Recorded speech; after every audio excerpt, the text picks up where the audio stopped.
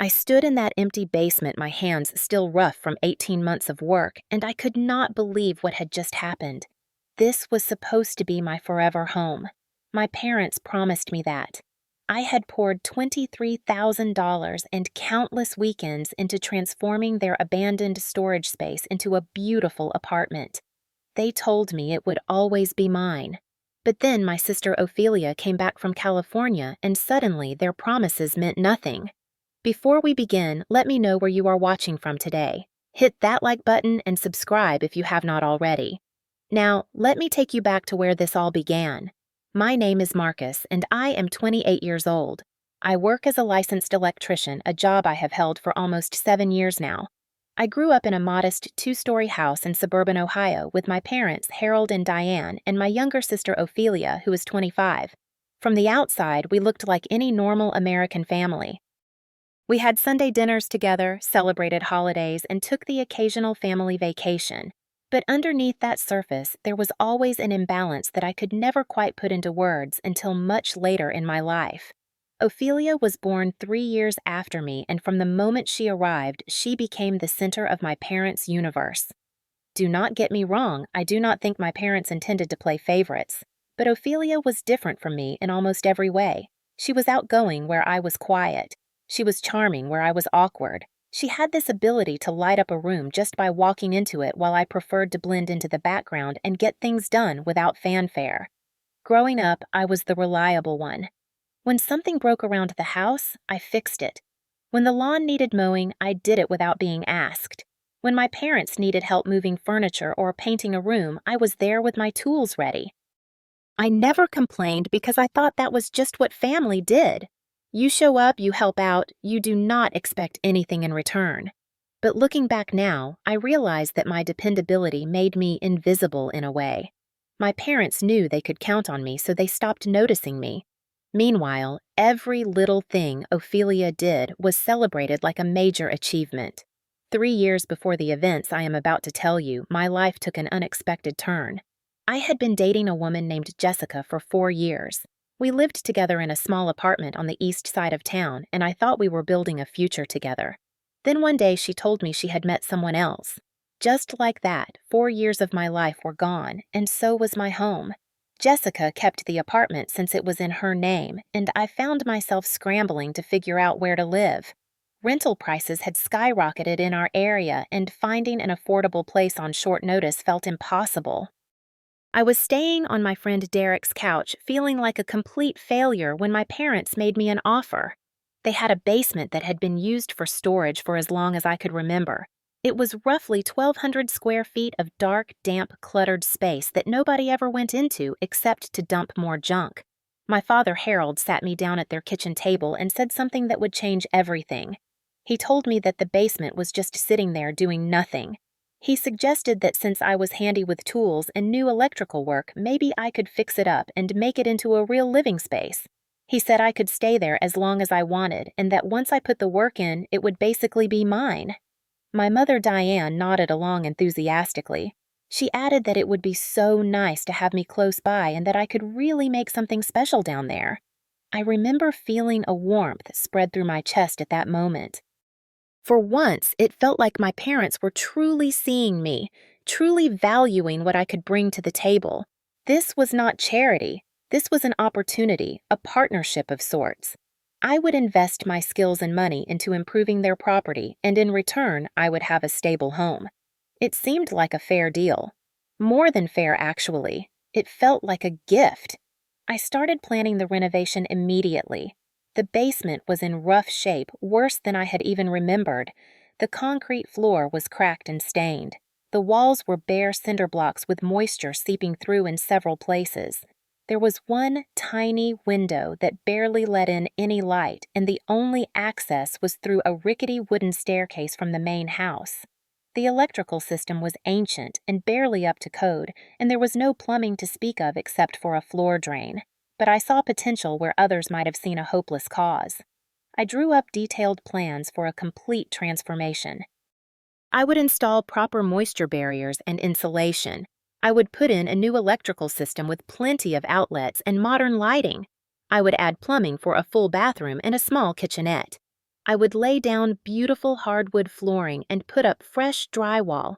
I would even install an egress window and a skylight to bring in natural light. The project took 18 months of my life. I worked on it every evening after my regular job and every weekend without fail. I spent $23,000 of my own savings on materials alone. That was money I had been setting aside for years, money that could have gone toward a down payment on my own place. But I believed my parents when they said this would be my home. My friend Derek, who works as a plumber, helped me with the bathroom installation. He gave me a significant discount because we had been friends since high school, and he knew how much this project meant to me. Together, we installed a modern shower, a sleek vanity, and a proper toilet. The bathroom alone took 3 weekends to complete. The electrical work was where I really shined. I ran new wiring throughout the entire space, installed a dedicated circuit breaker panel, and put in recessed lighting that made the basement feel bright and welcoming. I added ceiling fans for ventilation and even wired in a mini split system for heating and cooling. Every wire, every outlet, every switch was installed with care and precision. For the kitchen area, I built custom cabinets myself, learning woodworking from online tutorials and a lot of trial and error. I installed a compact refrigerator, a 2-burner electric cooktop, and a microwave. There was a small sink with a garbage disposal and enough counter space to prepare a decent meal. The transformation was remarkable. What had once been a dark, forgotten hole in the ground was now a beautiful studio apartment that any young professional would be proud to call home. My parents came down to see it when I finished, and their reactions made every hour of work feel worthwhile. My father walked around touching the walls and examining the fixtures. He said he could not believe it was the same basement. My mother had tears in her eyes. She told me it was absolutely stunning and that I should be so proud. What I did not know then was that my parents were already mentally calculating how much value I had added to their property. Real estate agents later estimated that my renovation increased the home's worth by approximately $50,000, all from my labor and my money. Everything changed when Ophelia came home. She had been living in Los Angeles for 5 years, chasing her dream of becoming an actress. My parents had supported her financially throughout that time, sending her money whenever she asked. I later found out that they had given her over $60,000 during those 5 years. $60,000 to pursue a dream that never materialized. Ophelia returned with nothing but a suitcase and a mountain of credit card debt. Her acting career had consisted of a few background roles and some commercial work that never led anywhere. Her latest boyfriend, some aspiring director, had dumped her for a younger actress he met on set. She arrived at my parents' doorstep crying and broken, and immediately she became the center of attention again. I tried to be supportive at first. She was my sister, after all. I helped carry her bags into the house and listened patiently as she recounted her struggles in Hollywood, but I could not help noticing how my parents responded to her return. Suddenly, every conversation at dinner revolved around Ophelia. Every decision was made with her comfort in mind.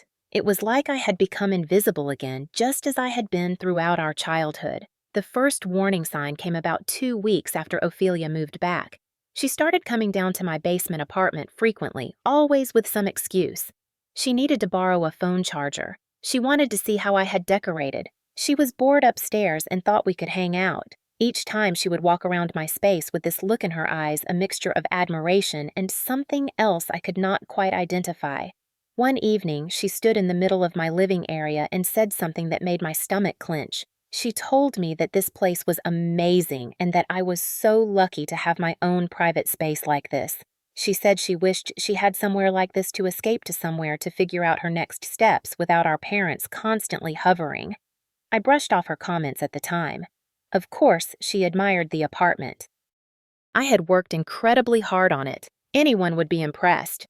But then my mother started making strange remarks during our weekly dinners upstairs. She would ask if I really needed all that space just for myself. She would mention how crowded the upstairs bedrooms were with Ophelia's things. She would sigh and talk about how hard it was for Ophelia to get back on her feet when she did not have any privacy. My father joined in with his own subtle comments.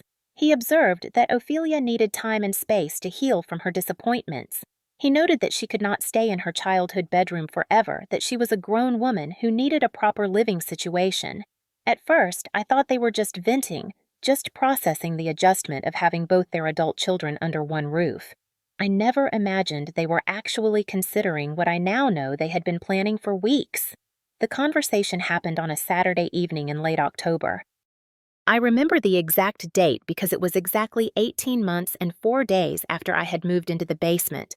My mother called me upstairs after dinner saying that we needed to have a family discussion. When I walked into the living room, my father was sitting in his armchair with a serious expression, and Ophelia was on the couch, her eyes red and puffy from crying. My father cleared his throat and told me that we needed to talk about the basement. He said that they had been thinking about this for a while and that Ophelia really needed her own space to get back on her feet. She was struggling, and being crammed into her old childhood bedroom was making things worse. They thought it would be best if Ophelia moved into the basement apartment. I felt like someone had punched me in the chest. I asked him what he was talking about, reminding him that I lived in the basement, that I had spent 18 months and over $23,000 renovating it. My mother reached over and patted my hand like I was an upset child. She told me that they knew I had worked so hard on it and that they were so grateful, but that I was young and healthy and had a good job. I could find another place to live. Ophelia was fragile right now. She needed this more than I did. I looked at Ophelia, expecting her to say something to defend me, to acknowledge how insane this request was. But she just sat there with tears streaming down her face, not meeting my eyes. She mumbled that she was sorry, that she did not want to cause problems, but that she really did need her own space. She said she could not get her life together while living in her childhood bedroom, surrounded by old memories. My father leaned forward in his chair. He said that he knew this was hard to hear, but that the basement was part of their house and they needed me to understand that. He said that he and my mother had discussed it and they thought it was only fair that I help out my sister during this difficult time. He gave me 2 weeks to find another place to live. 2 weeks. After 18 months of back-breaking work. After $23,000 of my own money. After all their promises that this would be my home. 2 weeks to just walk away from everything I had built. That night, after I went back down to my apartment, I sat in the darkness for hours. I did not turn on any lights. I just sat on the couch I had bought for this space, the couch I had carefully selected because it fit perfectly against the wall I had built with my own hands. I ran my fingers over the armrest and felt a rage building inside me that I had never experienced before. I thought about all the times I had dropped everything to help my parents. Every fence I had repaired, every clogged drain I had cleared, every electrical problem I had solved for free. I thought about the thousands of dollars they had sent to Ophelia over the years while I worked overtime to save every penny. I thought about how invisible I had always been, how my reliability had been taken for granted while her neediness had been rewarded. I called Derek around midnight. He answered on the 3rd ring, his voice groggy with sleep. When I told him what had happened, he was silent for a long moment. Then he said a word I will not repeat, followed by a declaration that they could not do this to me. He told me that I had put my blood, sweat, and tears into that basement and that they could not just take it away. His anger validated my own, but it also sparked something else in my mind. Could they actually do this? Legally, I mean. I had never signed a lease or any formal agreement. It was all based on verbal promises and family trust. The property belonged to my parents, that was undeniable. But what about everything I had put into it? The next morning, I called a lawyer, not to sue my parents, but just to understand my options. The attorney I spoke with, a woman named Patricia, who specialized in property disputes, listened to my story and asked me a series of questions. Did I have receipts for the materials I purchased? Yes, I had kept everything. Did I have photos documenting the before and after of the renovation? Yes, hundreds of them. Did my parents put anything in writing about our arrangement? No, nothing formal. She explained the situation carefully. The basement was part of my parents' property, and without a written agreement, I had no legal claim to the space itself. However, the items I had purchased and installed were a different matter. Appliances, fixtures, and removable improvements that I had bought with my own money could potentially be considered my personal property. If I had documentation proving I purchased them, I might have the right to remove them when I left. That conversation changed everything. I went from feeling helpless and victimized to realizing that I had more power in this situation than my parents assumed. They thought they could take everything I had built and hand it to Ophelia on a silver platter. They were wrong. I spent the next few days organizing my documentation. I gathered every receipt, every credit card statement, every photo I had taken during the renovation process. I created a detailed spreadsheet listing every item I had purchased from major appliances down to light switch covers. The total was staggering. Not counting my labor, I had physical proof of over $23,000 in purchases. Then I called Derek again and explained my plan. He laughed at first, thinking I was joking. When he realized I was serious, he said he was in. He would help me, and he knew a couple other guys who would too. We set a date for the weekend before my 2-week deadline expired. During those final days in the basement, I acted completely normal around my parents and Ophelia. I told them I had found a small apartment to rent and that I would be out by the deadline. My mother seemed relieved that there was no drama. My father nodded approvingly and said he knew I would understand eventually. Ophelia avoided eye contact with me entirely. On the Saturday of the deadline, I woke up at 5 in the morning. Derek arrived with a rented box truck at 6, along with 2 other friends from his construction crew guys named Tony and Marcus, ironically sharing my name. We worked systematically and efficiently, moving from room to room. First, we tackled the electrical system. I disconnected and removed every fixture I had installed. The recessed lights came out, leaving holes in the ceiling. The ceiling fans were taken down. Every modern outlet cover and switch plate was removed and replaced with the basic beige ones that had been there originally. The mini-split heating and cooling unit was carefully dismantled and loaded onto the truck. Derek and his crew handled the plumbing fixtures. The beautiful vanity I had installed in the bathroom was disconnected and carried out. The modern toilet was replaced with a basic model I had bought at a hardware store for $70. The rainfall shower head was swapped for a cheap plastic one. Even the kitchen sink and garbage disposal were removed. We pulled up the hardwood flooring plank by plank. Underneath was the concrete I had leveled and sealed, which I left alone since that was permanent. But the wood itself went into the truck. The custom cabinets I had built for the kitchen were unscrewed from the walls and loaded up. The countertop, the cooktop, the mini fridge, all of it went. The skylight I had installed required the most work. Tony was experienced with roofing, and he managed to remove it carefully and patch the opening with plywood and roofing material. It was not pretty, but it was weatherproof. The egress window stayed because that was a safety requirement, and I was not about to create a code violation. By 3 in the afternoon, we were done. The basement looked almost exactly as it had when I first started the renovation 18 months earlier.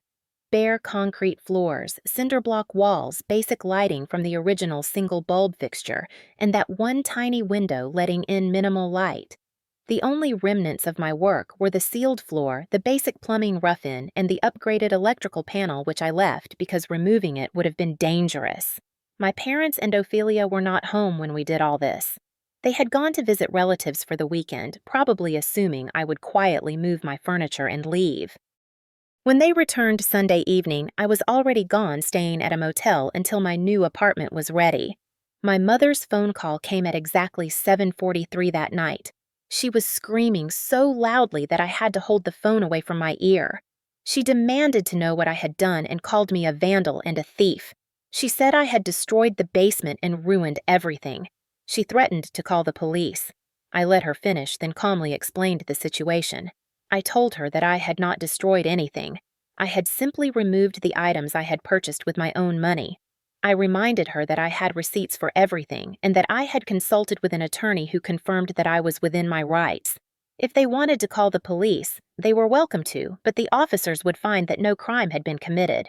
My father got on the phone next, his voice cold with fury. He called me ungrateful after everything they had done for me. He said he never thought I would be capable of something so selfish. I almost laughed at the irony. Selfish? after they had tried to steal 18 months of my life and $23,000 to give to my sister. I told him that I was sorry he saw it that way, but that I had simply protected what was mine. I wished them well and ended the call. The first few weeks after leaving were harder than I expected. Even though I knew I had done the right thing, there was a grief that came with it. I had lost my home, yes, but more than that, I had lost the illusion that my family would ever truly value me. That illusion had been comfortable, even if it was false. I moved into a small one-bedroom apartment about 15 minutes from my workplace. It was nothing special, just 700 square feet of beige walls and basic appliances. But it was mine in a way the basement never really was. My name was on the lease. No one could take it from me. I sold some of the items I had removed from the basement. The mini split unit went to a contractor Derek knew for a fair price. The custom cabinets found a buyer on an online marketplace. The hardwood flooring was purchased by a young couple renovating their first home. Altogether, I recovered about $8,000, which helped offset the costs of moving and setting up my new place. Derek proved to be an even better friend than I had realized. He not only helped with the move, but also connected me with new opportunities. He introduced me to a general contractor who was looking for a reliable electrician for larger residential projects. Within 2 months, I had transitioned from working for a small company to running my own jobs as a subcontractor, earning significantly more money. 6 months after leaving my parents' house, I had saved enough for a down payment on a small condo in a decent neighborhood. It was just 900 square feet, but it had a tiny backyard and a garage where I could set up a workshop. The day I signed the closing papers was one of the proudest moments of my life. This was mine, truly mine, built on my own labor, paid for with my own money, secured by my own determination. I heard through extended family that my parents' basement remained empty. Apparently, neither Ophelia nor my parents could afford to renovate it again. Ophelia eventually moved out and got a job as a receptionist somewhere a far cry from her Hollywood dreams, but at least a step toward independence. Whether she ever developed gratitude for the opportunity she had stolen from me, I will never know. My relationship with my parents remained distant. My mother sent occasional text messages, her tone gradually shifting from accusatory to conciliatory. She would write things like hoping I was doing well or mentioning that Dad's knee was bothering him again. Small talk designed to rebuild a bridge without acknowledging that she had helped burn the original one down. I responded politely, but briefly. I did not hate them. Hatred takes too much energy, and I had better things to do with mine. But I also did not trust them anymore, and I was not sure I ever would again. Some boundaries once violated cannot be fully repaired. What I learned from this experience goes beyond the practical lessons about getting agreements in writing or documenting your investments. Those lessons matter certainly, and I hope anyone listening to this story takes them to heart. But the deeper lesson was about self-worth and self-protection. For most of my life, I believed that being the reliable one, the helpful one, the one who never caused problems would eventually be recognized and rewarded. I thought that if I just gave enough, sacrificed enough, contributed enough, my family would see my value and treat me accordingly. That belief was a lie I told myself to avoid confronting a painful truth. Some people will take advantage of your generosity until you have nothing left to give, and then they will blame you for having limits. Protecting yourself is not selfish. Setting boundaries is not cruel. Walking away from people who use you is not a betrayal of family values. It is an act of survival and self-respect. I gave my parents and my sister every opportunity to treat me fairly, and when they chose not to, I chose myself. That decision was difficult, but it was also necessary. Today, I am building a life that belongs to me. My condo is slowly becoming a home filled with furniture I have chosen and improvements I have made. My business continues to grow, and I have earned a reputation in my community as someone who does quality work. I have even started dating again, though I am taking things slowly this time. The woman I am seeing understands boundaries and respects mine, which feels like a revolutionary concept after everything I have been through. If you are watching this and you see yourself in my story, I want you to know that you are not alone. So many of us have family members who take more than they give, who see our reliability as an invitation to exploit rather than a gift to appreciate. Breaking those patterns is terrifying, but it is also liberating. Sometimes the people who are supposed to love you the most are the ones who teach you the hardest lessons about loving yourself. And sometimes you have to lose a family to find out who you really are. I would love to hear from you. Have you ever had to set boundaries with family members who took advantage of you? How did you handle it? Drop your story in the comments below. If this video resonated with you, please give it a like and share it with someone who might need to hear this message. And if you have not already subscribed to this channel for more stories about real people navigating difficult situations. Thank you for watching, for listening, and for being part of this community. I hope that wherever you are building a life that belongs to you. Take care of yourselves.